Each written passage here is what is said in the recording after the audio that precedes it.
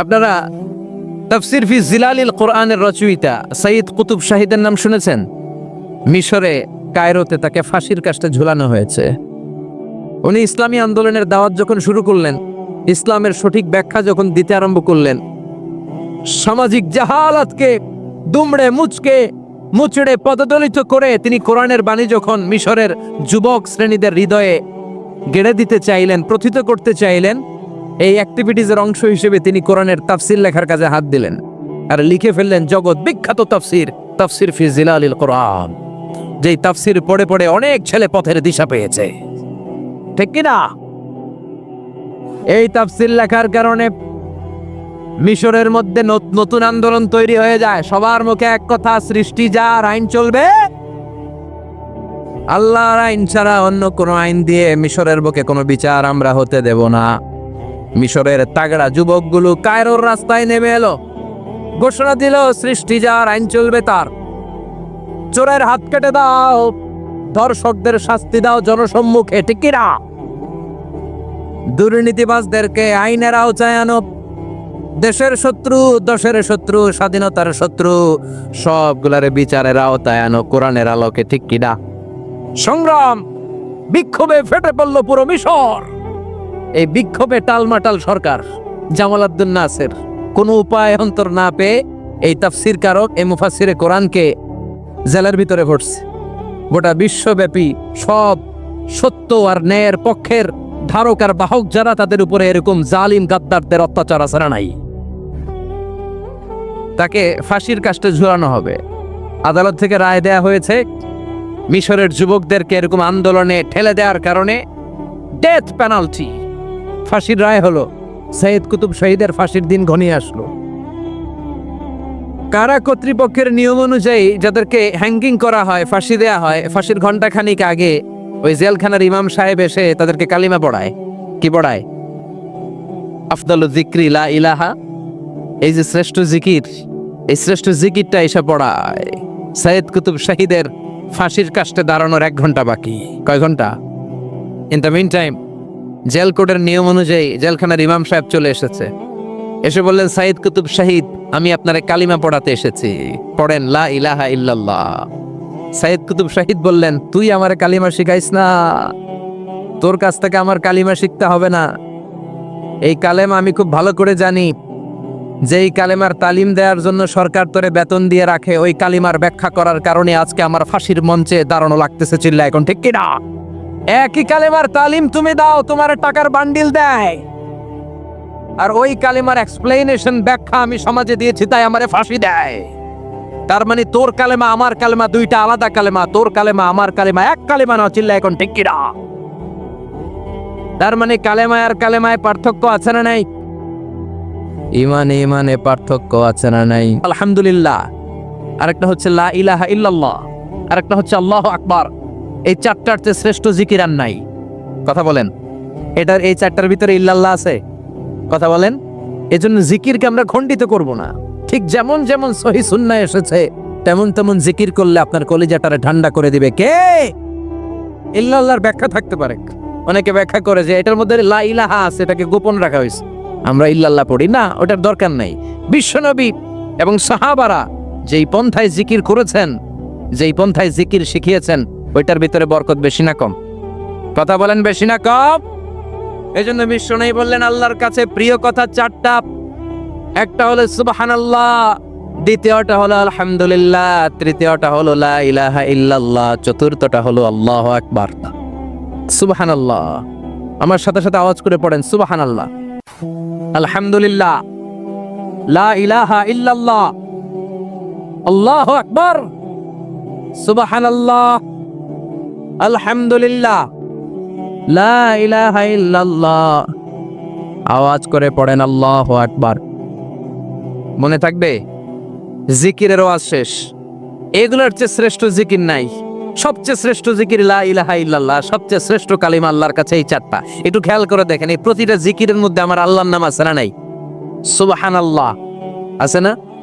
আলহামদুলিল্লাহ, লা ইলাহা ইল্লাল্লাহ, আল্লাহু আকবার। আল্লাহ ছাড়া আল্লাহর নাম থাকবে না যেই শব্দের মধ্যে ওই সমস্ত নাম আর হুই হুই হুই হুই এগুলো দিয়ে কোনো জিকির করা যাবে। আবার আব্দুল্লাহ ইবনে আমর ইবনে আস বর্ণনা করেন, বিশ্বনবী যখন জিকিরগুলো করতেন, আমি বিশ্বনবীকে দেখেছি বিশ্বনবীর আঙ্গুলের কড়াই জিকির গুনতেন। সুবহানাল্লাহ পড়েন। দেখতেছেন আমার হাত দেখা যায়, দেখা যায়, দেখা যায়।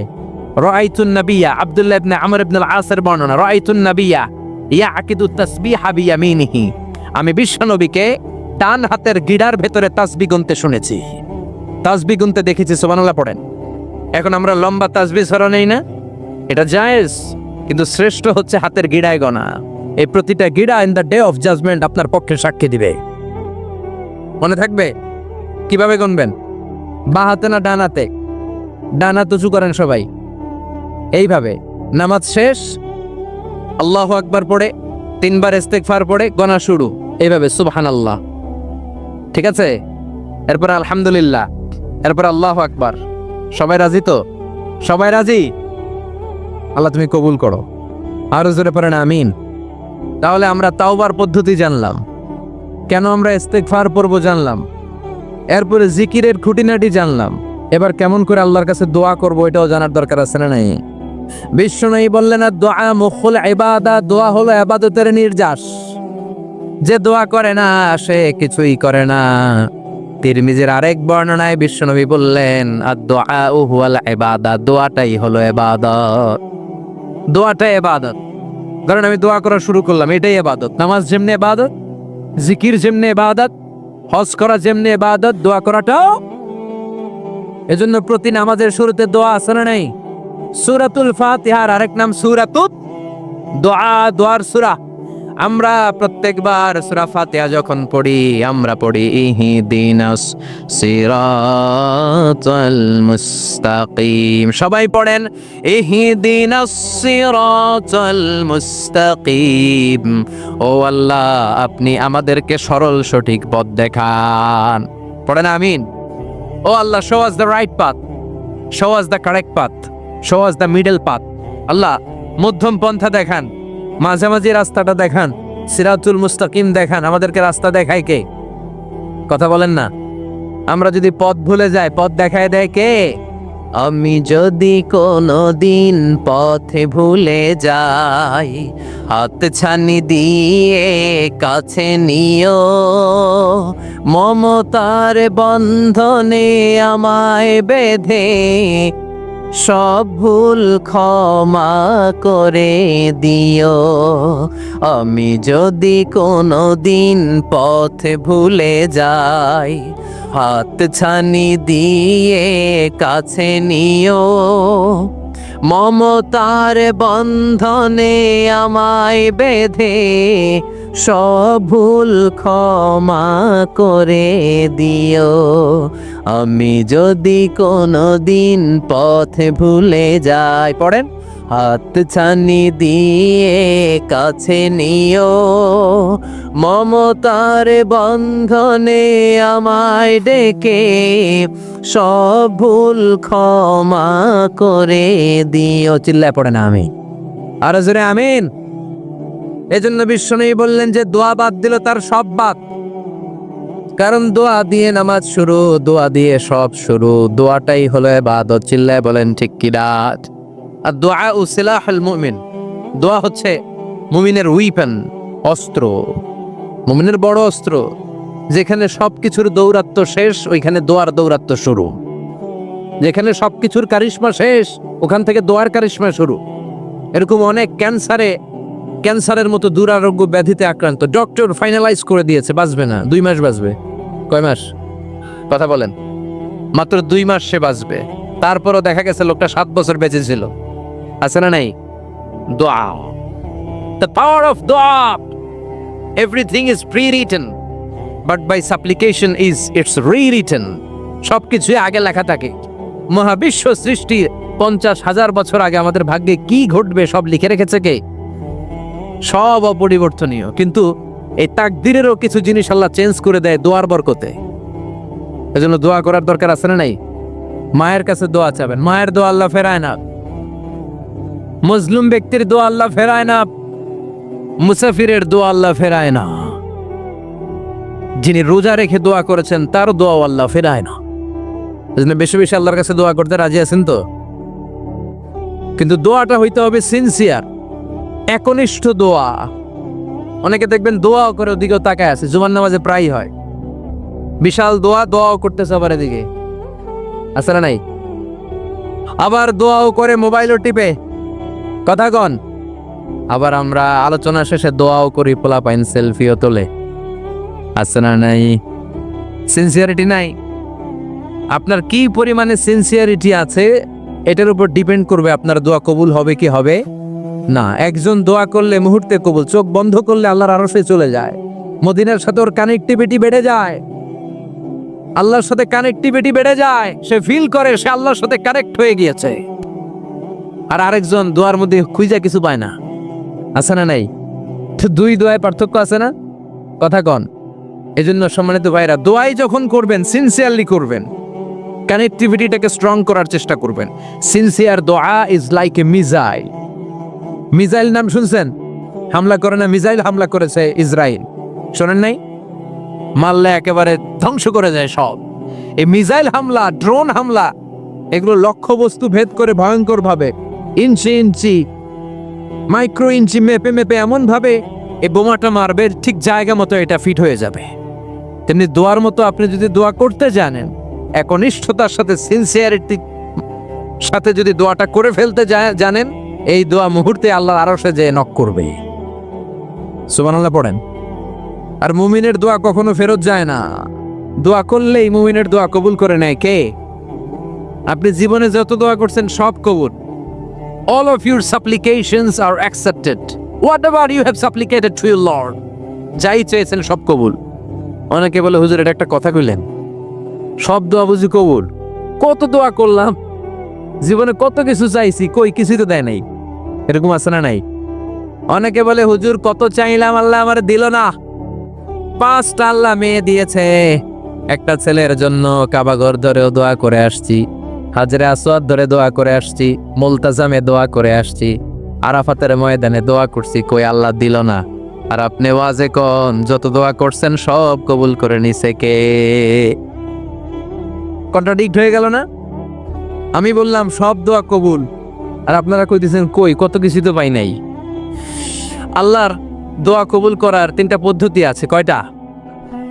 আপনাদের জিমানি আসছে, কথা শুনতেছেন তো? 3টা পদ্ধতিতে তিনি দোয়া কবুল করেন। চিল্লায় বলেন কয়টা?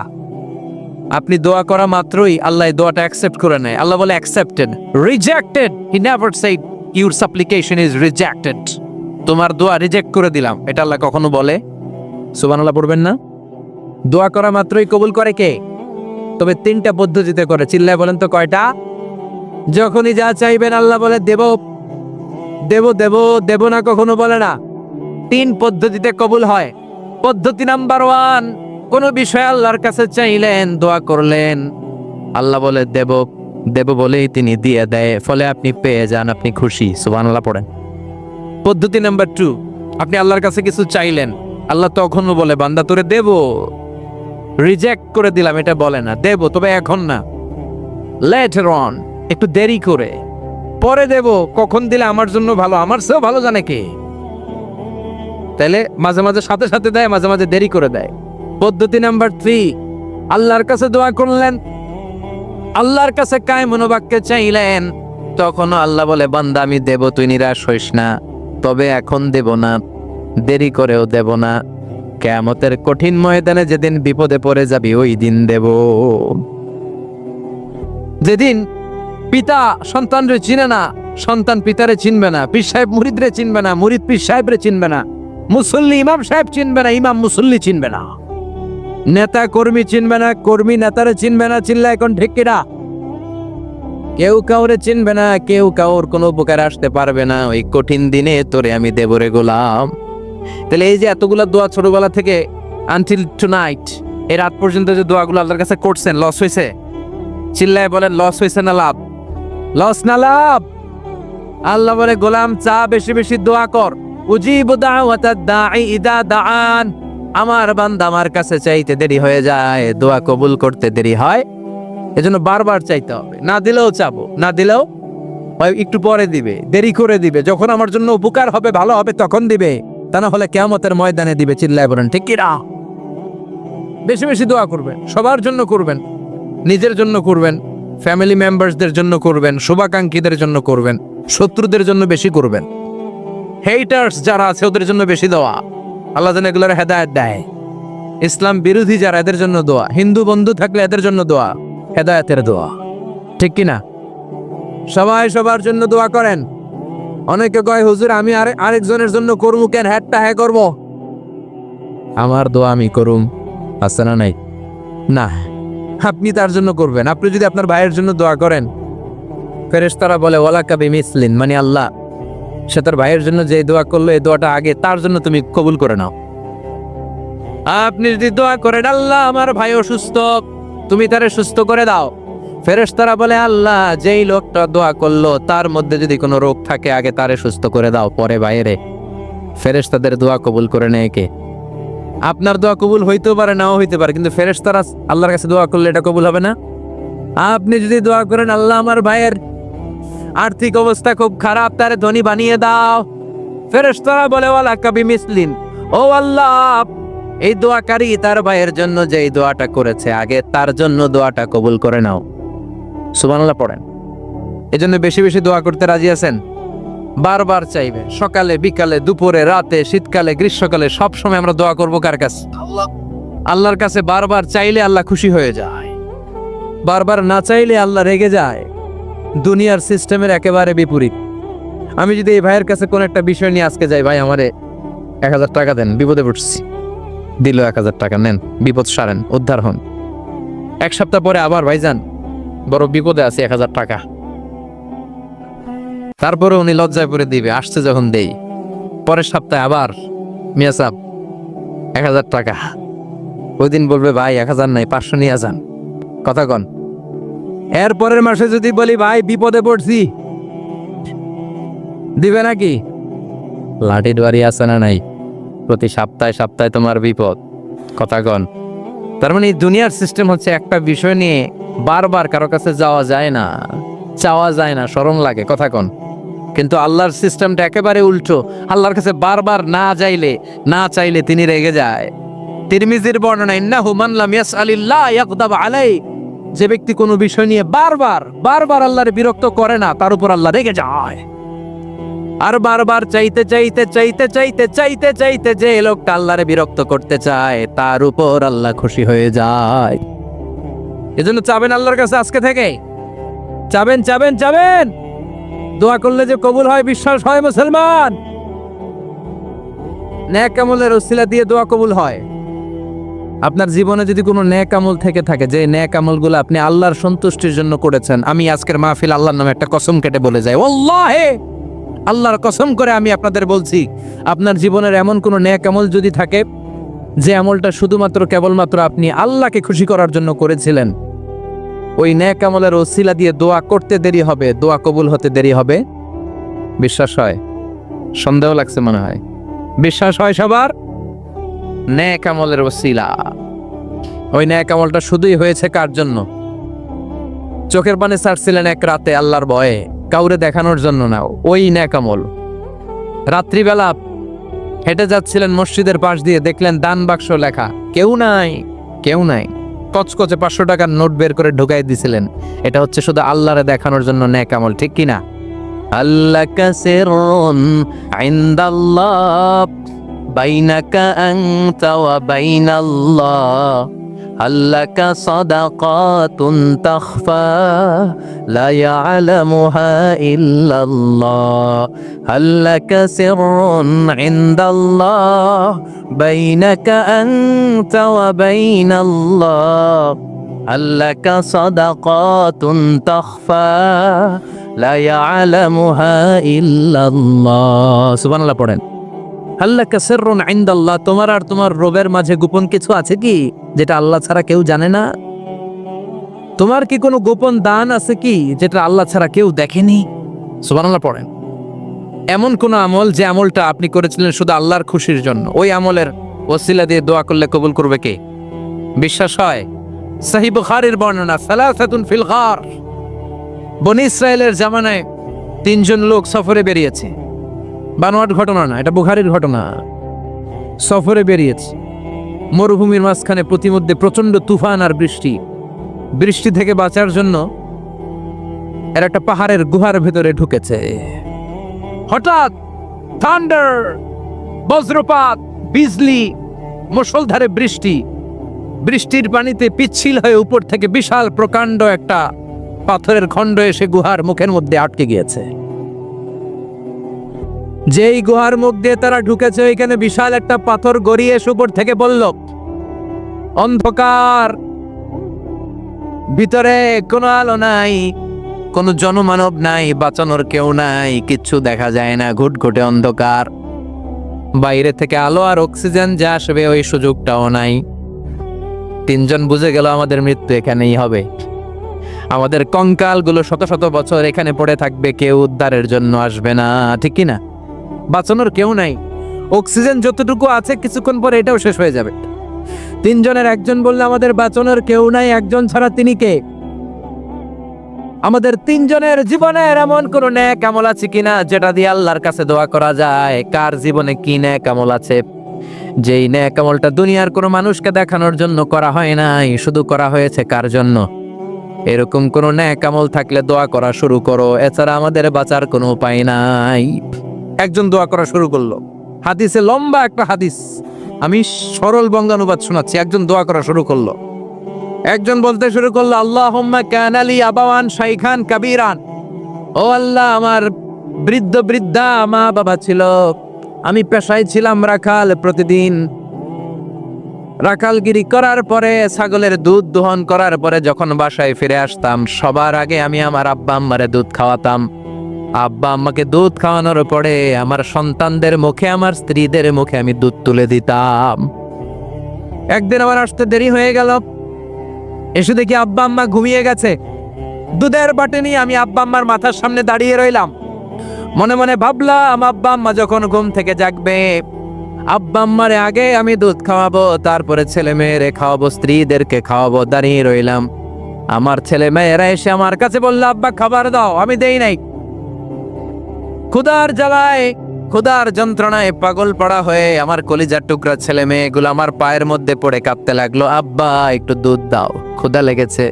ও আল্লাহ, আমি দেই নাই। ফজর পর্যন্ত দাঁড়িয়ে রইলাম। ফজরের সময় যখন আব্বা আম্মা ঘুম থেকে উঠলেন, সবার আগে আব্বা আম্মারে দুধ খাওয়ালাম, তারপরে ছেলে মেয়েদের মুখে তুলে দিলাম। ও আল্লাহ, ও আল্লাহ, ওই দিনে সারা রাতটা আমি দাঁড়িয়ে আব্বা আম্মার জন্য যে দাঁড়িয়েছিলাম, দুনিয়ার কাউরে দেখানোর জন্য নয়, শুধু তোমারে খুশি করার জন্য। ওই রাতের ইবাদতটা যদি তোমার কাছে পছন্দ হয়, ফাররিজ আন্না মা নাহনু ফি, আজকে যেই বিপদে আমরা আছি, বিপদ থেকে তুমি বাঁচাও। বলার সাথে সাথে 1/3, 1/3 পাথরটা ডান দিকে সরে গেল। সুবহানাল্লাহ পড়বেন না? এবার বাইরে থেকে আলো আসতে শুরু করেছে, অক্সিজেন ঢুকতে শুরু করেছে, তাদের মনের মধ্যে স্বস্তি ফিরে এসেছে। এবার দ্বিতীয় জন দোয়া শুরু করলো, আল্লাহ, আমার এক চাচাতো বোন ছিল, এত সুন্দরী, আমার জীবনে এত সুন্দরী নারী আমি দেখি নাই, এত সুন্দরী নারী। ওয়া কুনতু উহিব্বুহু বিআশাদ্দি মা ইউহিব্বুর রিজাল আন নিসা, একজন পুরুষ একজন নারীকে যত ভালোবাসতে পারে, আমি ঠিক ততটা ভালোবাসতাম আমার এই সুন্দরী কাজিনকে, চাচাতো বোনকে। কিন্তু আমার মনের কথা আমার চাচাতো বোনরা আমি বুঝাতে পারি নাই। একদিন লজ্জা শরমের মাথা খেয়ে চাচাতো বোনরা আমি বললাম, তোরে আমি বড্ড ভালোবাসি, একান্তে আমি তোরে চাই। চাচাতো বোন বলল, এত এত স্বর্ণ মুদ্রা যেদিন জমাতে পারবা ওই দিন আমারে পাবা। এবার আমি স্বর্ণ মুদ্রা জমাতে লাগলাম। জমাতে জমাতে জমাতে জমাতে বছর শেষে স্বর্ণ মুদ্রার থলে নিয়ে চাচাতো বোনের হাতে দিলাম। চাচাতো বোন আমার অপকর্মে রাজি হয়ে গেল। গোপন একটা রুমের ভেতরে আমরা ঢুকলাম, দুইজনেই জামা কাপড় খুলে নেকেড হলাম, জিনা করব, পাপ কাজ করব। একেবারে ফাইনাল ডেস্টিনেশন আমরা চলে গেলাম। পাপ কাজ যখন আমরা শুরু করব, ইন দা মিন টাইম আমার চাচাতো বোন আমার ডেকে বলে, ও আমার চাচাতো ভাই, ইত্তাকিল্লাহ, ইত্তাকিল্লাহ, আল্লাহরে ভয় কর, আমার সতীত্ব নষ্ট করে দিস না। আল্লাহ ওই মুহূর্ত থেকে ফিরে আসা কোনো পুরুষের পক্ষে সম্ভব ছিল না। ইত্তাকিল্লাহ, এই বাক্যটা শুনে, তোমার আওয়াজ শুনে আমার কলিজার মধ্যে কাঁপুনি ছুটে গিয়েছে। তোমার নাম শুনে আমি আর ধৈর্য ধারণ করতে পারি নাই, চিৎকার মেরে জামা পেড়ে ওই ঘর থেকে বের হয়ে গেলাম। ও আল্লাহ, শুধুমাত্র কেবলমাত্র একমাত্র তোমার ভয়ে ওই দিন আমি আমার চাচাতো বোনের সাথে পাপ কাজে লিপ্ত হই নাই। আল্লাহ রে, ওই দিনের আমলটা যদি তোমার দরবারে কবুল হয়ে থাকে, আজকের বিপদের দিনে তুমি আমাদের বাঁচাও। বলা মাত্রই এই দোয়া আল্লাহর কাছে এত কবুল হয়েছে, কারণ আল্লাহর ভয় এটা পৃথিবীর সবচেয়ে বড় ইবাদত। চিল্লায় বলেন ঠিক কিনা? যাদের হৃদয়ে আছে আল্লাহর ভয়, তারা কভু পথ ভুলে যায় না। আল্লাহর প্রেম ছাড়া এই দুনিয়ায় কারো কাছে কোনো কিছু চায় না। ঠিক কিনা? আল্লাহর ভয় আল্লাহর কাছে সবচেয়ে বড় প্রিয় ইবাদত। আল্লাহর কাছে দোয়াটা এত পছন্দনীয় হয়েছে, মুহূর্তের মধ্যে 2/3 পাথরটা গুহার মুখ থেকে ডান দিকে সরে যায়। 2/3 পাথর এখন সরে গিয়েছে। এবার তারা বেরোতে চেষ্টা করলো, দেখা যায় হাত বেরোয়, কারো পা বেরোয়, মাথা বেরোয়, কিন্তু পুরো বডিটা নিয়ে বেরোয়া যায় না। বাকি আছে কয়জন? কথা কন। এবার 3 নাম্বার লোক দোয়া করতে শুরু করেছে, আল্লাহ ইন্নী ইস্তাজারতু উজারাত ফাদাফাতু সামানাহুম। আল্লাহ আমি অনেকগুলো শ্রমিক ভাড়া করেছিলাম, তাদেরকে দিয়ে কাজ করিয়ে তাদের ঘাম শুকিয়ে যাওয়ার আগে প্রত্যেকটা শ্রমিকের পারিশ্রমিক আমি দিয়ে দিয়েছি। সবগুলো শ্রমিক আমার কাছ থেকে পারিশ্রমিক বুঝে নিয়েছে, একজন ছাড়া। একজন না নিয়ে চলে গেছে। তার টাকা তারে আমি বুঝাই দিতে পারি নাই। তার রেখে যাওয়ার টাকা দিয়ে আমি কয়েকটা ছাগল কিনলাম। ওই ছাগল পালতে পালতে বাচ্চা দিল, আরো বাচ্চা দিল, দিতে দিতে বিশাল ছাগলের ডেইরি ফার্ম বানালাম। 1 যুগ পরে ওই শ্রমিক এসে বলে, এ আমার মালিক, 12 বছর আগে তোমার কাছে কাজ করেছিলাম, টাকা কিন্তু নেই নাই, টাকা দাও। আমি বললাম, ওই যে বিশাল ছাগলের বড় একটা ডেইরি ফার্ম দেখা যায়, পুরো ডেইরি ফার্ম তোমার, ডেইরি ফার্মটা তুমি নিয়ে যাও। শ্রমিক আমারে বলতে লাগলো, তাস্তাজিউ মিন্নি, আমার সাথে ঠাট্টা করো নাকি? একদিনের পারিশ্রমিক দিয়ে ডেইরি ফার্ম হয় নাকি? যতটুকু টাকা তোমার কাছে আমি 12 বছর আগে পেতাম ততটুকু দিলেই চলবে। তারে আমি বুঝিয়ে বললাম, তোর টাকা দিয়ে ছাগল কিনেছি, ছাগলের ব্যবসা করে ডেইরি ফার্ম বানিয়েছি, একটার পর একটা ছাগল বাচ্চা দিতে দিতে আজকে হাজার হাজার ছাগলের এই ডেইরি ফার্ম, পুরো ডেইরি ফার্মটা আমি তোরে দিয়ে দিলাম। বলা মাত্র ওই শ্রমিকটা ডেইরি ফার্ম নিয়ে চলে গেল।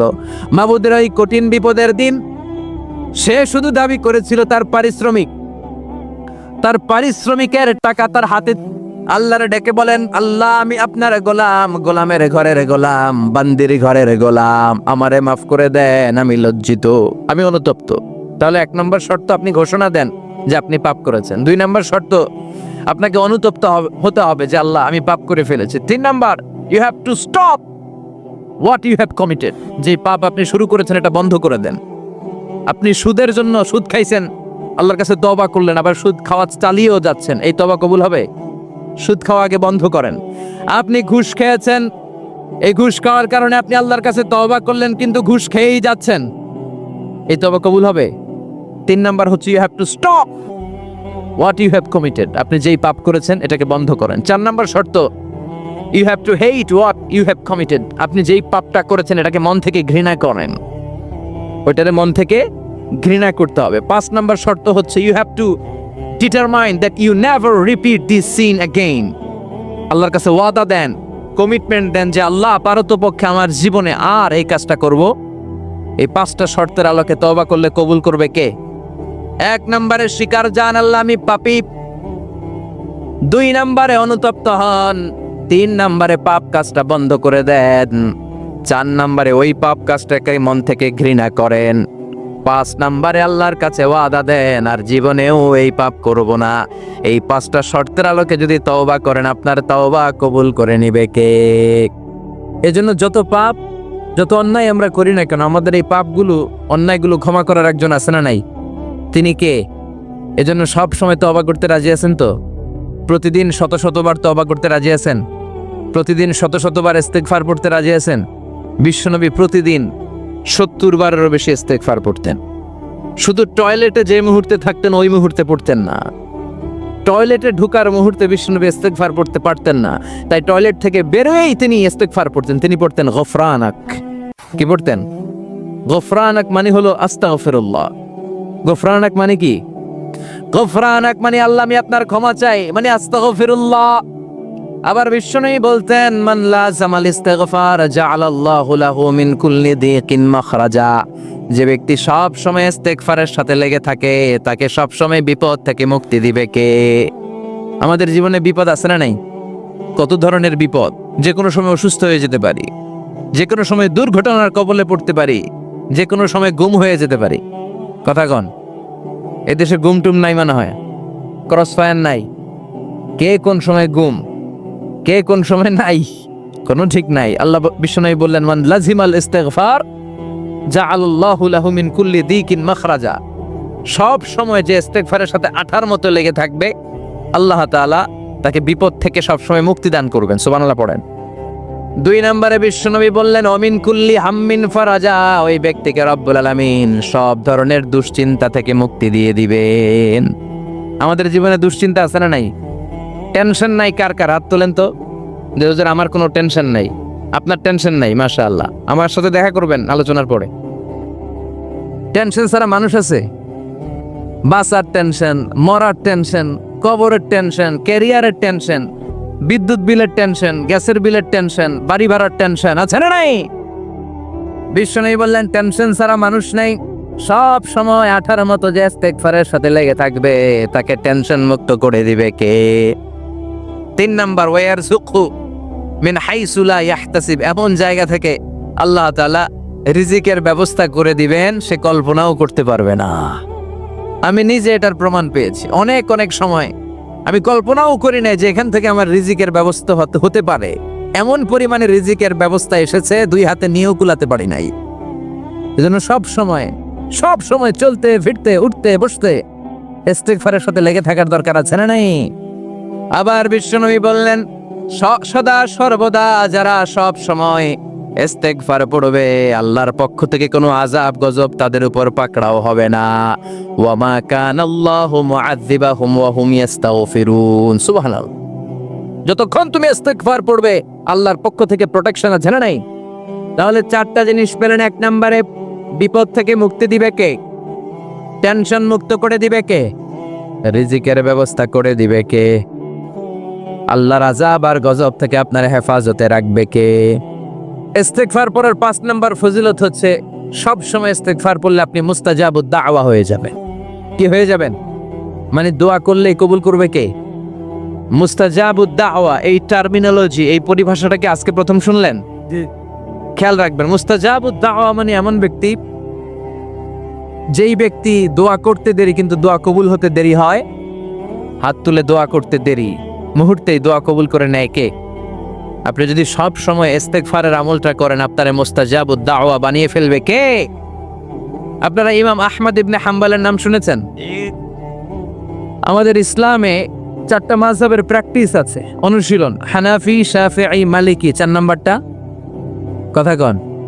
আরো অনেক মাযহাব আছে, কিন্তু এই 4টা মাযহাব বেশি প্রসিদ্ধ। গোটা বিশ্বের মানুষগুলো কোরআন সুন্নাহর আলোকে যে আমলগুলো করে, এটা 4টা মাযহাবের রেফারেন্সের সাথে কোনো না কোনো ভাবে মিলে যায়। এটা প্রথমটা হচ্ছে হানাফি, দ্বিতীয়টা শাফিঈ, তৃতীয়টা 4 নম্বরটা সবাই বলেন কি নাম? হাম্বলি। ইমাম আহমদ ইবনে হাম্বল এই মাযহাবের ধারক বাহক প্রতিষ্ঠাতা। তিনি ছিলেন জগৎ বিখ্যাত মুহাদ্দিস। ওনার পুরো জীবনটা উনি হাদিস সংগ্রহের কাজে ব্যয় করেছেন,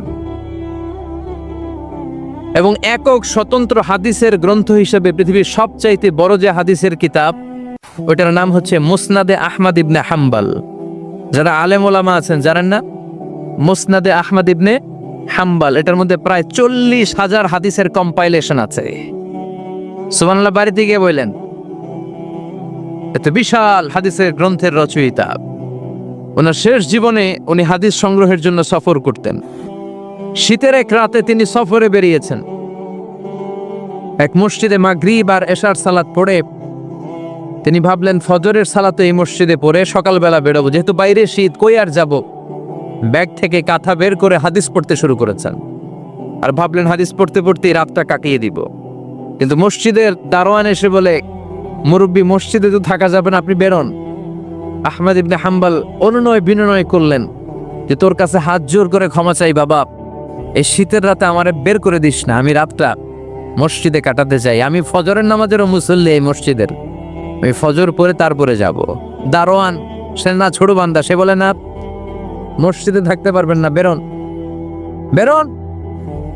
না বেরোলে গাত্রী সহ ঘাট ধাক্কা দিয়ে বের করে দেব। চিনতে পারে নাই যেটা মুহাদ্দিস উদ্দাহার, এ যুগের সর্বশ্রেষ্ঠ মুহাদ্দিস ইমাম আহমদ ইবনে হাম্বল। এখন উনি আর কি করবেন, কিছু করতে না পেরে ব্যাগ নিয়ে বের হয়ে গেলেন। প্রচন্ড শীতের রাতে, কনকনে শীতে তিনি কাঁপছেন। হাঁটতে হাঁটতে চলতে চলতে হঠাৎ দেখলেন একটা বাজার। ওই বাজারে এক খাব্বাজ, রুটির দোকানদার, শাবুন খাব্বাজ, যুবক রুটি বানাচ্ছে। যে সালাম দিলেন, আসসালামু আলাইকুম। বাবা, শীতের রাতে বিপদে পড়েছে, যাওয়ার জায়গা নেই। তোমার যে চুলাতে তুমি রুটি বানাও, এই চুলার পাশে বসে যদি সারা রাত আমি কাটিয়ে দেই আর চুলা থেকে আগুন পোয়াই, তোমার কি কোনো ক্ষতি হবে? যুবক বলেন, না না, কোনো ক্ষতি হবে না। আহলান ওয়া সাহলান, এ আমার হাবান বিক, খোশামদেদ, এটা তো খুশ নসিব আমার। আপনি আগুন পোয়ালে আমার সমস্যা কি, আসেন। ইমাম আহমদ ইবনে হাম্বল যুবককে শুকরিয়া জানিয়ে, আল্লাহর শুকরিয়া করে চুলার পাশে বসে আবার হাদিস পড়তে লাগলেন। কিন্তু তিনি লক্ষ্য করলেন যে যুবকটা একটু পর পর আওয়াজ করে পড়ে আস্তাগফিরুল্লাহ। কি পড়ে? আটা দিয়ে রুটি বানায়, পড়ে আস্তাগফিরুল্লাহ। রুটির খামির বানায়, পড়ে আস্তাগফিরুল্লাহ। খামিরগুলো দলা বেঁধে গোল গোল করে সাজিয়ে রাখে, আর কি পড়ে? বেলুন দিয়ে এগুলোর বলে চুলার ভিতরে ঢুকায় দেয়, আর কি পড়ে? কেউ রুটি কিনতে আসলে তার হাতে রুটি তুলে দেয়, আর কি পড়ে? টাকা দিলে টাকা নিয়ে ক্যাশ বক্সে রেখে দিয়ে কি পড়ে? শুধু পড়ছে আস্তাগফিরুল্লাহ, আস্তাগফিরুল্লাহ। ইমাম আহমদ ইবনে হাম্বল তো অবাক, ঘটনা কি? এই যুবকের হলোটা কি? শুধু আস্তাগফিরুল্লাহ। তিনি হাদিসের কিতাবটা বন্ধ করে যুবককে জিজ্ঞেস করলেন, বাবা, আসার পর থেকেই দেখছি তুমি শুধুই পড়ছো আস্তাগফিরুল্লাহ, আস্তাগফিরুল্লাহ, আস্তাগফিরুল্লাহ। ঘটনাটা কি? কেন এত তুমি ইস্তিগফার পড়ো? যুবক বলল, এটা আমার একটা চিরাচরিত আমল, সব সময় আমি এই আমলটা করি। আমি সব সময় ইস্তিগফারের সাথে আঠার মতো লেগে থাকি, আর সব সময় ইস্তিগফার পড়ার কারণে আল্লাহ তাআলা আমাকে মুস্তাজাবুদ দাওয়া বানিয়ে দিয়েছে। মানে আমি দোয়া করলে দোয়া কবুল হয়ে যায়। এই জীবনে আমি যত দোয়া হাত তুলে করেছি, মুহূর্তের মধ্যে আমার দোয়াগুলো কবুল করে নিয়েছে কে? শুনে তো ইমাম আহমদ ইবনে হাম্বল অবাক, বলে কি, আনতা মুস্তাজাবুদ দাওয়া? তুমি মুস্তাজাবুদ দাওয়া? তুমি দোয়া করলেই কবুল? নাম, আনা মুস্তাজাবুদ দাওয়া। হ্যাঁ, আমি দোয়া করলেই কবুল হয়ে যায়। তুমি জীবনে যা দোয়া করেছো সব পেয়েছো? হ্যাঁ, আমি জীবনে যা দোয়া করেছি আমি সব পেয়েছি। সব দোয়া কবুল হয়েছে আমার জীবনে, শুধু একটা দোয়া ছাড়া। ইমাম আহমদ ইবনে হাম্বলের কৌতূহল আরো বেড়ে গেল। সব দোয়া তোমার কবুল হয়েছে, একটা দোয়া কবুল হয় নাই, সেটা আবার কি? যুবক বলতে আরম্ভ করলো, আমার যে দোয়াটা কবুল হয় নাই সেটা হচ্ছে আমি আল্লাহর কাছে অনেকবার দোয়া করেছি, আল্লাহ, শুনেছি এই জামানার সবচেয়ে বড় মুহাদ্দিস, তার নাম নাকি ইমাম আহমদ ইবনে হাম্বল। আল্লাহ, তোমার কাছে আমার আকুতি, তোমার কাছে আমার মিনতি, আমি যেন এত বড় মুহাদ্দিসের হাতে হাত রেখে মুসাফা করতে পারি আর তার কপালে একটা চুমু দিতে পারি। আমার এই দোয়াটা আজও কবুল হয় নাই। আজও আল্লাহ তাআলা এই দোয়াটা কেন যে কবুল করেন আমি জানি না। একথা শুনে ইমাম আহমদ ইবনে হাম্বল আবেগপ্রবণ হয়ে গেলেন, আর নিজেকে ধরে রাখতে পারলেন না, চোখের পানি ছেড়ে দিলেন আর বললেন, ইয়া শাব, হে যুবক, আহমদ ইবনে হাম্বলের সাথে দেখা করার জন্য তোমার আহমদ ইবনে হাম্বলের দরবারে যাওয়ার দরকার নাই। তোমার এই দোয়াটাও আল্লাহ কবুল করে নিয়েছে। আহমদ ইবনে হাম্বল দেখা দেওয়ার জন্য তোমার দরবারে ছুটে এসেছে। আনা আহমদ ইবনে হাম্বল, মুহাদ্দিসুদ দাহর, আমি হচ্ছে আহমদ ইবনে হাম্বল। যুবক নিজেকে ধরে রাখতে পারে না, চোখের পানি ছেড়ে দিয়ে ওই যুগের সবচাইতে বড় মুহাদ্দিসকে জড়িয়ে ধরে হাতের মধ্যে হাত রেখে মুসাফা করে আহমদ ইবনে হাম্বলের কপালে চুমু এঁকে দেয়। আর আহমদ ইবনে হাম্বলের কাছে দোয়া চেয়ে বলল, ও ইমাম, রব্বুল আলামিন আমার জীবনের কোনো দোয়া আজকে আর বাকি রেখে দেন নাই। এই যেই দোয়াটা বাকি ছিল এই দোয়াটাও আল্লাহ কবুল করে নিয়েছে। এই দোয়াটাও কবুল, মুস্তাজাবুদ দাওয়া। আপনি সবসময় যদি ইস্তিগফারের সাথে আঠার মতো লেগে থাকতে পারেন, আপনি দোয়া করা মাত্র দোয়া কবুল করে নেবে কে? এজন্য সব সময় অবসরে বসে আছেন, বাস স্টেশনে বসে আছেন, সিএনজিতে চড়ে এক জায়গা থেকে আরেক জায়গায় যাচ্ছেন, বিছানায় শুয়ে আছেন, পড়বেন আস্তাগফিরুল্লাহ। কি পড়বেন? প্রাণ খুলে মন থেকে আওয়াজ করে সবাই পড়েন আস্তাগফিরুল্লাহ। আবারও পড়েন আস্তাগফিরুল্লাহ, চিল্লায় পড়েন আস্তাগফিরুল্লাহ। বিশ্বনবী ইস্তিগফারের অনেকগুলো আলফাজ শিখিয়েছেন। সবচেয়ে সহজ যেটা শিখিয়েছেন সেটার নাম হলো আস্তাগফিরুল্লাহ। বিশ্বনবী জামাতে সালাত শেষে সালাম ফিরিয়ে আওয়াজ করে পড়তেন আল্লাহু আকবার, তারপরে 3 বার পড়তেন আস্তাগফিরুল্লাহ আস্তাগফিরুল্লাহ আস্তাগফিরুল্লাহ। পড়ার দরকার আছে না নাই? পড়তে রাজি আছেন তো? সালাম ফেরানোর পরে কি পড়বেন? নাকি দোয়া করার জন্য পাগল হয়ে যাবেন? আল্লাহুম্মা আমিন ইয়া আরহামার রাহিমিন, আছে না নাই? পাগল হয়ে যায় দোয়া করার জন্য, কিন্তু তাসবিহগুলো পড়তে চায় না। বিষ্ণুনবী লম্বা তাসবিহ পড়তেন, সালাম ফেরানোর পরেই আস্তাগফিরুল্লাহ পড়তে রাজি আছেন? আবার বিষ্ণুনবী বললেন, যে ব্যক্তি পড়বে আস্তাগফিরুল্লাহ আল্লাযী লা ইলাহা ইল্লা হুয়াল হাইয়ুল কাইয়্যুম ওয়া আতুবু ইলাইহি, যুদ্ধের ময়দান থেকে যদি কেউ পালিয়ে যায় তার কোনো মাফ নাই। এটা অনেক বড় কবিরা গুনাহ। তাওয়াল্লি মিন ইয়াউমিজ যাহাফ, যুদ্ধের ময়দান থেকে পালালে ওর কোনো মাফ নাই। বিশ্বনবী বলেন, যুদ্ধের ময়দান থেকে পালিয়ে এসেছে কোনো মুসলিম সৈনিক, সেও যদি এই আস্তাগফিরুল্লাহ আল্লাযী লা ইলাহা ইল্লা হুয়াল হাইয়ুল কাইয়্যুম ওয়া আতুবু ইলাইহি মন থেকে পড়ে, তার জীবনের গুনাহ আল্লাহ মাফ করে দিবে। আবার সাইয়েদনা আবু বকর, সহিহ বুখারীর বর্ণনা, বিশ্বনবীরে বললেন, ইয়া রাসূলুল্লাহ আল্লিমনি দুআআন আদউ বিহি ফি সালাতি, ও নবী আপনি আমারে এমন একটা দোয়া শিক্ষা দেন যেই দোয়াটা আমি নামাজের মধ্যে করব। বিশ্বনবী বললেন, তুমি নামাজের মধ্যে পড়ো, আল্লাহুম্মা ইন্নী যালামতু নাফসি যুলমান কাসীরা ওয়ালা ইয়াগফিরুয যুনুবা ইল্লা আনতা ফাগফিরলি মাগফিরাতাম মিন ইনদিকা ইন্নাকা আনতাল গফুরুর রহিম। সুবহানাল্লাহ। এটার আমরা বলি দোয়া মাসুরা, এটাও একটা ইস্তেগফার। যেখানেই ক্ষমা চাওয়ার কথা আছে ওইটাই ইস্তেগফার, বুঝতে পেরেছেন? আল্লাহুম্মা ইন্নী যালামতু নাফসি, ও আল্লাহ অনেক জুলুম করেছি, যুলমান কাসীরা, জুলুমের শেষ নাই। ওয়ালা ইয়াগফিরুয যুনুবা ইল্লা আনতা, আপনি ছাড়া এই জুলুম আর পাপ ক্ষমা করার কেউ নাই। ফাগফিরলি মাগফিরাতাম মিন ইনদিক, নিজ গুণে আমার গুনাহ ক্ষমা করে দেন। ওয়ালা ইয়াগফিরুয যুনুবা ইল্লা আনতা, আপনি ছাড়া গুনাহ ক্ষমা করার দ্বিতীয় কেউ নাই। আমাদের পাপ ক্ষমা করার আর কোনো সত্তা আছে? চিল্লায় বলেন, আছে? আবার বিশ্বনবী বললেন, যত ইস্তেগফার আছে সব ইস্তেগফারের সেরা সর্বশ্রেষ্ঠ ইস্তেগফারের নাম সাইয়্যিদুল ইস্তেগফার। ইনাম সহিহ বুখারীর বর্ণনা, শাদ্দাদ ইবনে আউস রাদিয়াল্লাহু তাআলা আনহু বর্ণনা করে বলেন, কেউ যদি দিনের বেলা একবার সাইয়্যিদুল ইস্তেগফার পড়ে, ওই দিন যদি লোকটার মৃত্যু হয়ে যায়, মুহূর্তের মধ্যে লোকটার জান্নাতি ঘোষণা দিয়ে দিবে কে? রাত্রি বেলা যদি কেউ সাইয়্যিদুল ইস্তেগফার একবার পড়ে, ওই রাতে ইন্তেকাল হলে তার জীবনের সব গুনাহ মাফ করে দিয়ে ওই লোকটারেও জান্নাতি করে দিবে কে? দিনে যদি সাইয়্যিদুল ইস্তেগফার একবার পড়েন, ওই দিনে ইন্তেকাল করলে আপনি জান্নাতি। রাতে যদি সাইয়্যিদুল ইস্তেগফার কেউ পড়েন, ওই রাতে ইন্তেকাল হলে আপনি জান্নাতি। এটা সহিহ বুখারীর বর্ণনা। সব ইস্তেগফারের রাজা, শ্রেষ্ঠ ইস্তেগফার। মুখস্থ আছে না? কার কার মুখস্থ আছে? হাত তুলেন।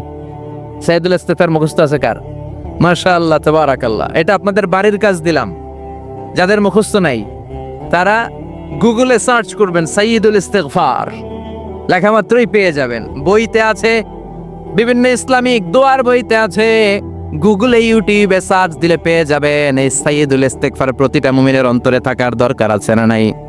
আল্লাহুম্মা আনতা রাব্বি লা ইলাহা ইল্লা আনতা খালাকতানি ওয়া আনা আবদুক ওয়া আনা আলা আহদিকা ওয়া ওয়া'দিকা মাস্তাতা'তু আউযু বিকা মিন শাররি মা সানা'তু আবু লাকা বিনি'মাতিকা আলাইয়া ওয়া আবু লাকা বিযামবি ফাগফিরলি ফাইন্নাহু লা ইয়াগফিরুয যুনুবা ইল্লা আনতা। সুবহানাল্লাহ পড়েন। এটার নাম সাইয়্যিদুল ইস্তেগফার। এটার নাম কি? কত হাবিজাবি দোয়া যে বানায় বানায় পড়ে তার শেষ নাই। বিশ্বনবী যে দোয়াগুলো শিখাইয়া দিলেন, এগুলো পড়তে সালাত শেষে 1 ঘন্টা সময় লাগবে আপনার। 1 ঘন্টার আগে মুসল্লা থেকে ওঠার কোনো সুযোগ নাই। চিল্লায় বলেন ঠিক কিনা? বিশ্বনবী সালাম ফিরিয়ে আওয়াজ করে পড়তেন আল্লাহু আকবার, 3 বার পড়তেন আস্তাগফিরুল্লাহ, 33 বার সুবহানাল্লাহ, 33 বার আলহামদুলিল্লাহ, 33 বার আল্লাহু আকবার। এরপরে পড়তেন লা ইলাহা ইল্লাল্লাহু ওয়াহদাহু লা শারীকা লা লাহুল মুলকু ওয়া লাহুল হামদু ওয়া হুয়া আলা কুল্লি শাইইন কাদির। সুবহানাল্লাহ পড়েন। একবার আয়াতুল কুরসি পড়তেন। মান খারাব আয়াতুল কুরসি দুবুরা কুল্লি সালাতিন মাকতুবাতিন লাম ইয়ামনাহু মিন দুখুলিল জান্নাতি ইল্লাল মাউত। আয়াতুল কুরসি মুখস্থ না সবার? প্রত্যেক ফরজ সালাতের পরে কেউ যদি একবার আয়াতুল কুরসি পড়ে, তার জান্নাতে ঢোকার ক্ষেত্রে আর কোনো বাধা নাই, একটা জিনিস ছাড়া, সেটা হলো মরণ, মৃত্যু। লোকটা মরে না তাই জান্নাতে যায় না, মরলেই জান্নাতি। আয়াতুল কুরসি পড়বেন তো। সালাত শেষে বিশ্বনবী বলতেন, আল্লাহুম্মা ইন্না নাসআলুকাল হুদা ওয়াত তুকা ওয়াল আফাফা ওয়াল গিনা। اللهم أعنا على ذكرك وشكرك وحسن عبادتك. اللهم لا مانع لما أعطيت ولا معطي لما منعت ولا ينفع ذا الجد منك الجد. اللهم حبب إلينا الإيمان وزينه في قلوبنا وكره إلينا الكفر والفسوق والعصيان وجعلنا من الراشدين. سبحان الله পড়ে। অভাব নাই, সহি দোয়ার অভাব নেই, এগুলো থুইয়া বানায় বানায় আন্দাজে মান্দাজে দোয়া কালাম পড়ে। এজন্য মাসনুন যে দোয়াগুলো আছে এগুলো পড়বেন তো।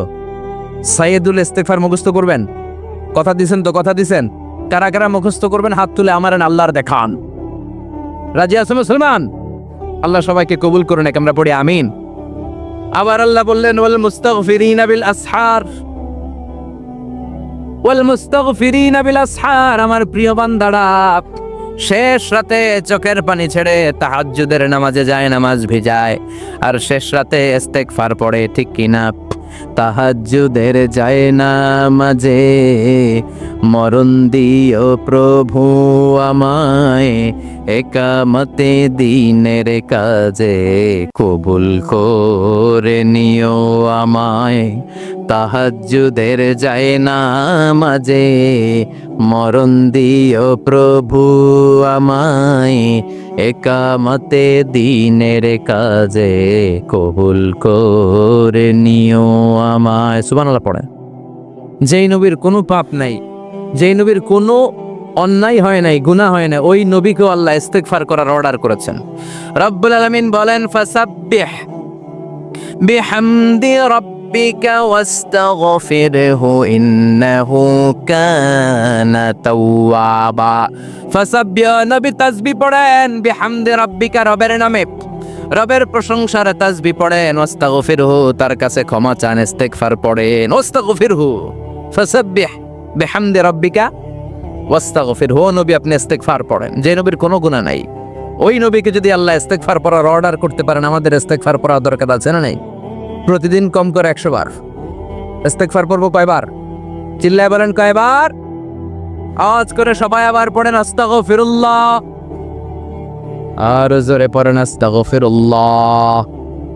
এজন্য পাপ হোক, অন্যায় হোক, শয়তানের ওয়াসওয়াসায় পড়ে নামাজ ছেড়ে দিয়েছি, মিথ্যা কথা বলেছি, আব্বা আম্মার সাথে বেয়াদবি করেছি, জুলুম করেছি, মুহূর্তেই চোখের পানি ঝেড়ে 2 রাকাত নামাজ পড়ে তওবা করে ইস্তিগফার পড়ে ক্ষমা চাইবো কার কাছে? চিল্লায় বলেন কার কাছে? এগুলো হচ্ছে মুমিনের হাতিয়ার। এই তওবা, এই ইস্তিগফার, this is the weapon of believers. এগুলো বিশ্বাসীদের হাতিয়ার। তলোয়ার, ড্রোন হামলা, মিসাইল, AK-47 এগুলো আমাদের হাতিয়ার নয়। আমাদের আসল হাতিয়ার হচ্ছে তওবা, আমাদের আসল হাতিয়ার হচ্ছে ইস্তিগফার, আমাদের আসল ওয়েপন হচ্ছে জিকির। চিল্লায় বলেন ঠিক কিনা? আর জিকিরটা হতে হবে একজনের নামে। চিল্লায় বলেন তিনি কে? ওয়াযকুর রাব্বাকা ফি নাফসিকা তাদাররুআন ওয়া খীফা ওয়া দুনাল জাহরি বিল কওলি বিল গুদুমি ওয়াল আসাল ওয়া লা তাকুম মিনাল গাফিলিন। আল্লাহ বললেন, ওয়াযকুর রাব্বাকা ফি নাফসিকা তাদাররুআন ওয়া খীফা, আল্লাহর জিকির করো, আল্লাহর নাম জপো মনে মনে, বিনয়ের সাথে, গোপন ভাবে, চিৎকার চেঁচামেচি করো না। কিন্তু আমাদের জিকিরের ভেতরে চিৎকার চেঁচামেচি আছে না নাই? আমরা মাহফিলের মধ্যে মাঝে মাঝে লা ইলাহা ইল্লাল্লাহর জিকির করাই না আওয়াজ করে। এটা হচ্ছে তালিমান, তালিমের জন্য জায়েজ আছে, কিন্তু শ্রেষ্ঠ জিকির হচ্ছে একা একা জিকির করা। আল্লাহ বললেন তাদাররুআন ওয়া খীফা, কোরআনের আয়াত, তাদাররুআন ওয়া খীফা, with full of humility and humbleness, বিনয়ের সাথে জিকির করো। খীফা, গোপনে গোপনে। দুনাল জাহারি বিল কওল, চিৎকার না করে। কিন্তু চিৎকার করে লাফিয়ে লাফিয়ে জিকির করে দেশে আছে না নাই? কথা বলেন। ইন্নাল্লাহা জামিল ওয়া ইউহিব্বুল জামাল, আল্লাহ নিজে সুন্দর, আর সব সুন্দরকে আল্লাহ পছন্দ করেন। দেখবেন এদেশে কিছু জিকির আছে, ওইটার মধ্যে আল্লাহর নাম বোঝা যায় না, আছে না নাই? হুই হাই করে লাফালাফি করে, এই যে হুই হুই হুই হুই যে করে, এই হুই হুই এর মধ্যে আল্লাহর নাম আছে? কথা কন। যেই শব্দে আল্লাহর নাম নাই, ওটা দিয়ে জিকির করা যাবে? কত ধরনের ভয়ঙ্কর জিকির। আবার জিকিরও করে বাঁশের উপরে লাফায়।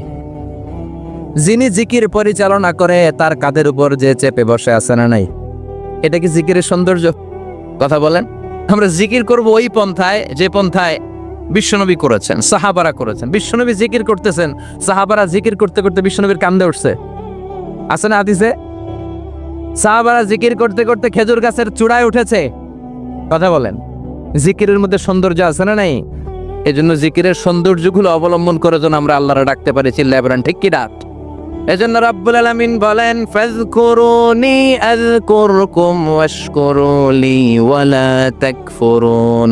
বেশি বেশি আমার জিকির করো, তাইলে আমিও তোমাদের জিকির করব। আমরা আল্লাহরে ডাকলে আল্লাহ নাকি আমগরে ডাকে? ভাল লাগে? আল্লাহ বললেন, ফাইন যাকারানি ফি নাফসি যাকারতুহু ফি নাফসি। আমার বান্দা যদি একা একা আমার জিকির করে, আমি আমার বান্দার একা একা জিকির করি। আমার বান্দা যদি মহাসম্মেলনে মহাসমাবেশে সবাই রে নিয়ে আমারে ডাকে, আমি এর চাইতো শ্রেষ্ঠ একটা মহাসম্মেলন ফেরেশতাদেরকে নিয়ে করে আমার বান্দার জিকির করি। ওয়া ইন তাকাররাবা ইলাইয়া শিবরান তাকাররাবতু ইলাইহি যিরাআন। আমার কোন বান্দা আমার দিকে যদি 1 বিঘত এগিয়ে আসতে চায়, আমি আমার বান্দার দিকে 1 হাত এগিয়ে যেতে চাই। আমার বান্দা যদি আমার দিকে 1 হাত এগিয়ে আসে, আমি আমার বান্দার দিকে 2 হাত এগিয়ে যাই। ওয়া ইন আতানি ইয়ামশি আতাইতুহু হারওয়ালা। আমার বান্দা যদি আমার দিকে হেঁটে হেঁটে আসতে চায়, আমি আমার বান্দার কাছে দৌড়ে দৌড়ে যাই। কি আল্লাহ আমরা পাইছি, ডাক দেয়া মাত্রই, ডাকা মাত্রই তিনি সাড়া দেয়। চিল্লায় বলেন ঠিক কিনা? এজন্য সবসময় আল্লাহর জিকির দিয়ে হৃদয়টারে সিক্ত রাখার দরকার আছে না নাই? বিশ্বনবী বললেন, লা ইয়াজালু লিসানুকা রাতবান মিন যিকরিল্লাহ। সব সময় আল্লাহর জিকির দিয়ে জিহ্বাটারে ভিজায় রাখো। জিকির করেন, লা ইলাহা ইল্লাল্লাহ, লা ইলাহা, লা ইলাহা ইল্লাল্লাহু মুহাম্মাদুর রাসূলুল্লাহ সাল্লাল্লাহু। মাসালুল লাযী ইয়াযকুরু রাব্বা ওয়াল্লাযী লা ইয়াযকুরু রাব্বা মাসালুল হাইয়্যি ওয়াল মাইয়িত। যে হৃদয় আল্লাহর জিকির করে আর যে হৃদয় জিকির করে না, বিশ্বনবী বললেন 2 হৃদয়ের পার্থক্য হচ্ছে একটা জীবিত হৃদয় আর একটা মৃত হৃদয়। এখন আপনার হৃদয়কে আপনি কি জিন্দা রাখতে চান না মুর্দা বানাতে চান? আবার আল্লাহ বললেন, আলা বিযিকিরিল্লাহি তাতমাইন্নুল কুলুব। দুনিয়ার কোন জিনিস দিয়ে কলবের পরিচ্ছন্নতা হয় না। দুনিয়ার কোন জিনিস দিয়ে কলব পরিচ্ছন্ন হয় না, কলবের খাদ্য হয় না। কলবের খাদ্য হয় একটা জিনিস দিয়ে, সেটা কি? আল্লাহর জিকির। এজন্য কলবের মধ্যে কি বসাবেন? নাকি আয়না? আয়না বসাইয়া দে মোর কলবের ভিতর বাবারে। কথা কন। আয়না বসাইতে চাই, আছে না নাই? তোর বাবার কলবে তো আয়না নেই, তোরে কি আয়না দিব? বিশ্বনবী কলবে আয়না বসাইছে, সাহাবারা আয়না বসিয়েছে, আবু হানিফা কলবের ভেতরে আয়না বসিয়েছে, ইমাম শাফিঈ কলবে আয়না বসিয়েছে। কলবে আল্লাহর জিকির ছাড়া কোনো আয়না ফায়না বসানো চলবে না। চিৎকার করে বলেন ঠিক কি না? আবার বিশ্বনবী বললেন, আফদালুয যিকরি লা ইলাহা ইল্লাল্লাহ। জিকিরের জগতে যত জিকির আছে, শ্রেষ্ঠ জিকির হলো লা ইলাহা। মান ক্বালা লা ইলাহা ইল্লাল্লাহ সিদকান মিন কলবিহি দাখালাল জান্নাহ। ঈমানের সাথে ইখলাসের সাথে একবার কেউ যদি লা ইলাহা ইল্লাল্লাহ পড়ে, তার জন্য জান্নাতকে ওয়াজিব করে দিবে কে? এটার নাম কালিমাতে তাইয়্যিবা। কি নাম? দারাবাল্লাহু মাসালান কালিমাতান তাইয়্যিবাতান কাশাজারাতিন তাইয়্যিবা আসলুহা সাবিতুন ওয়া ফারউহা ফিস সামা। এই লা ইলাহার নাম আল্লাহ দিলেন কালিমায়ে তাইয়্যিবা। কি নাম? কথা কোন। ঝিনুকের ভেতর লুকিয়ে থাকে যে মনমতি, ঝিনুকের ভেতর লুকিয়ে থাকে যে মনমতি, কলমা শাহাদাতে আছে আল্লাহর জ্যোতি, কলমা শাহাদাতে আছে আল্লাহর জ্যোতি। পড়েন সবাই। ঝিনুকের ভেতর লুকিয়ে থাকে যে মনমতি, ঝিনুকের ভেতর লুকিয়ে থাকে যে মনমতি, কলমা শাহাদাতে আছে আল্লাহর জ্যোতি, কলমা শাহাদাতে আছে আল্লাহর জ্যোতি। সুবহানাল্লাহ পড়েন। তাহলে জিকিরের জগতে সবচেয়ে শ্রেষ্ঠ জিকিরের নাম, চিল্লায় বলেন কি নাম? সাইয়েদনা মুসা আলাইহিস সালাম আল্লাহর ডেকে বললেন, মাবুদ। সহিহ ইবনে হিব্বান, মুস্তাদরাকে হাকিম, দুইটা সহিহ হাদিসের গ্রন্থে হাদিসটা এসেছে। সাইয়েদনা আবু সাঈদ আল খুদরি হাদিসের বর্ণনাকারী। বিশ্বনবী বললেন, মুসা আলাইহিস সালাম আল্লাহর ডেকে বললেন, আল্লাহ আল্লিমনি কালিমাতান আদউ বিহা, ও আল্লাহ এমন একটা স্পেশাল জিকির আপনি আমারে শিক্ষা দেন, এই জিকির দিয়ে আমি আপনারে ডাকবো। এই জিকিরটা জানবে শুধু আমি, আর জানবেন আপনি, দুনিয়ার কেউ জানবে না। এমন একটা জিকির শিখান যে জিকিরটা কেউ জানে না, জানবে শুধু আমি আর জানবেন আপনি। কথা শুনতেছেন? প্রশ্ন করছে কে? হ্যাঁ, আল্লাহ প্রশ্ন করছে। প্রশ্ন করেছে কে? মুসা আলাইহিস সালাম। করেছে কার কাছে? শ্রেষ্ঠ একটা জিকির শিখাইয়া দেন যেটা শুধু আমি করবো আর কেউ করতে পারবে না। আল্লাহ বললেন, মুসা পড়ো লা ইলাহা। মুসা আলাইহিস সালাম বললেন, আল্লাহ জিজ্ঞেস করলাম কি আর কইলেন কি? লা ইলাহা ইল্লাল্লাহ, এটা তো জাতীয় জিকির। কথা কন, এটা তো ইন্টারন্যাশনাল জিকির, এটা তো সবাই পারে। আমি তো চাইছি এমন একটা এক্সক্লুসিভ যেটা আপনি আর আমি ছাড়া কেউ জানে না, শুধু জানবেন আপনি আর আমি। আল্লাহ বলেন, মুসা এর চাইতে শ্রেষ্ঠ জিকির আমার কাছে নাই। ও মুসা, লাউ তাদাউ আস-সাবউস সামাওয়াতি ওয়াল আরদ ফি কাফফা, সাত আকাশ সাত জমিন যদি এক পাল্লায় রেখে দাও, ওয়ালা ইলাহা ইল্লাল্লাহ ফি কাফফাতিন উখরা, লা ইলাহা ইল্লাল্লাহ যদি আরেক পাল্লায় রেখে দাও, লা রাজাহাত কাফফাতু লা ইলাহা ইল্লাল্লাহ, মুহূর্তের মধ্যে লা ইলাহা